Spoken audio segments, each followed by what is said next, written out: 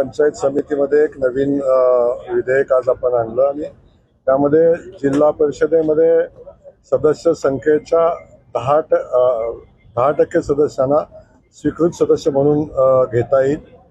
त्या क्षेत्रातील नामवंत व्यक्तींना स्वीकृत सदस्य म्हणून जिल्हा परिषदेमध्ये काम करता येईल।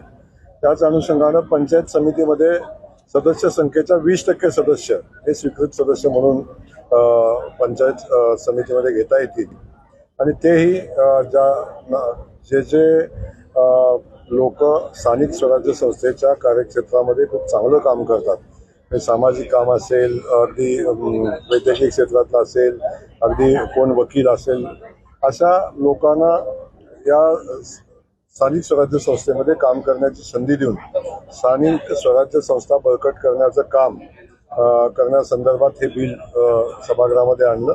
त्यातून जिल्हा परिषद आणि पंचायत समितीमध्ये स्वीकृत सदस्य घेता येतील। साधारण 34 जिल्ह्यामध्ये 201 जिल्हा परिषद सदस्य स्वीकृत म्हणून घेतले जातील आणि पंचायत समितीमध्ये साधारण 806च्या आसपास पंचायत समिती सदस्य स्वीकृत म्हणून या संस्थांमध्ये घेतले जातात। प्रामुख्याने ज्या पद्धतीने त्या नगरसेवकांना, ज्या सदस्यांना जो काही निधी असतो तसाच निधी या सगळ्या सदस्यांना दिला जाणार आहे का, काय नेमकं असणार आहे?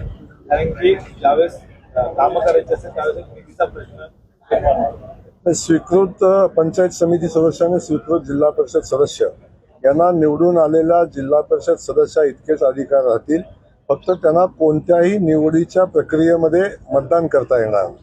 त्यामुळे निधीचं वाटप करत असताना जेवढा निधी निवडून आलेल्या सदस्यांना मिळेल तेवढाच निधी स्वीकृत घेतलेल्या सदस्यांनाही मिळेल। त्यामुळे मतदान सोडून बाकी सगळे अधिकार हे स्वीकृत सदस्याला राहतील आणि त्या अनुषंगानं निधीची तरतूद पण या स्थानिक स्वराज्य संस्थांमध्ये केली जाईल। दुसरीकडे जे काही नाराज होते त्यांना थांबवण्यासाठी हा एक महत्वाचा पाऊल आहे असं म्हणायचं ना, कारण की ज्यावेळेस तिकीट वाटपाचं होतं त्यावेळेस मोठ्या संख्येने नाराजगी पाहायला मिळत होती, ते कुठेतरी समजेल असं नाही। कोण नाराज आहे याची व्यवस्था करण्यासाठी बिलकुल हे विधेयक आणलेलं नाही। तर आपण पाहतो की विधान परिषदेमध्ये आपण स्वीकृत विधान परिषदेचे सदस्य घेतो, आपण नगरपालिकामध्ये स्वीकृत सदस्य नगरसेवक घेतो, महानगरपालिकामध्ये आपण स्वीकृत नगरसेवक घेतो। त्याच अनुषंगानं ग्रामीण भागातल्या स्थानिक स्वराज्य संस्थांमध्ये स्वीकृत सदस्य घेण्याची पद्धती काही कालखंडापासून बंद होती। ती पद्धती नव्यानं चालू करण्यासाठी हे विधेयक सभागृहामध्ये आणलं होतं आणि त्यातून या ग्रामीण